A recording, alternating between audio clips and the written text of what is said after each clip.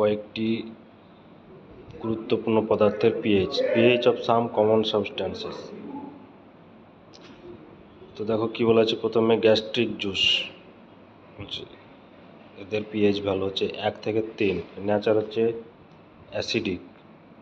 Lemon এর pH value 2.2 থেকে 2.4, nature acidic. Rain water 6.0, nature acidic. Urine হচ্ছে 6, nature হচ্ছে অ্যাসিডিক।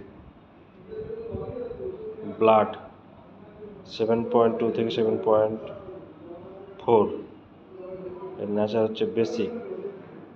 ঠিক আছে। টিয়ার্স মানে চোখের জল 7.4, নেচার হচ্ছে বেসিক।